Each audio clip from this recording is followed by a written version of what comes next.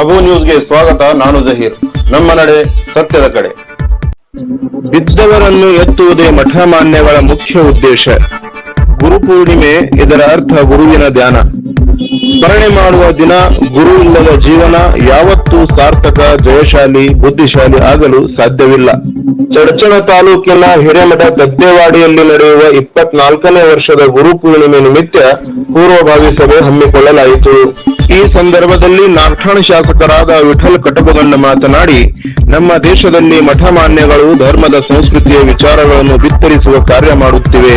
ಇದಕ್ಕೂ ಇನ್ನೂ ಒಂದು ಹೆಜ್ಜೆ ಮುಂದಿಟ್ಟು ದದ್ದೇವಾಡಿ ಹಿರೇಮಠದ ಮಠ ಗುರುಪೂರ್ಣಿಮೆ ಮಾಡುವುದರಲ್ಲಿ ನಮ್ಮ ತಾಲೂಕಿನಲ್ಲಿ ಮೊದಲ ಸ್ಥಾನದಲ್ಲಿದೆ ಎಂದು ಹೇಳಿದರು.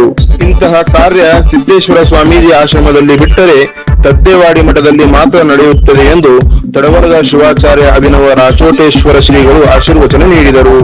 ಮಠದಲ್ಲಿ ನಡೆಯುವ ಜೂನ್ 26ರಿಂದ ಜುಲೈ 10ರವರೆಗೆ ಪುರಾಣ ಪ್ರವಚನ, ಕೃಷಿ ಚಿಂತನ, ವೀರ ಯೋಧರಿಗೆ ಸನ್ಮಾನ ಸಮಾರಂಭ, ರಕ್ತದಾನ ಶಿಬಿರ, ಅಕಾಡೆಮಿ ವತಿಯಿಂದ ಜಾನಪದ ವೈಭವ ಸಮ್ಮೇಳನ, ಕಲಾ ಸಮ್ಮೇಳನ, ನೂರಾರು ಕಲಾವಿದರಿಗೆ ಪ್ರೋತ್ಸಾಹ ಸನ್ಮಾನ ಸಮಾರಂಭ, ಪ್ರಶಸ್ತಿ ಪ್ರಮಾಣ ಪತ್ರಿಕೆ ವಿತರಣೆ, ಪ್ರಸಿದ್ಧ ಡೊಳ್ಳಿನ ಪದಗಳು, ನಾಟಕ, ಜಾನಪದ ತಂಡಗಳಿಂದ ಕಲಾ ಪ್ರದರ್ಶನ ಮುಂತಾದ ಕಾರ್ಯಕ್ರಮಗಳು ಹಮ್ಮಿಕೊಳ್ಳಲಾಗುವುದು ಎಂದು ಹತ್ತಳ್ಳಿ ಶಿವಾಚಾರ್ಯ ಶ್ರೀ ಗುರುಪಾದೇಶ್ವರ ಶ್ರೀಗಳು ಆಶೀರ್ವಚನ ತಿಳಿಸಿದರು.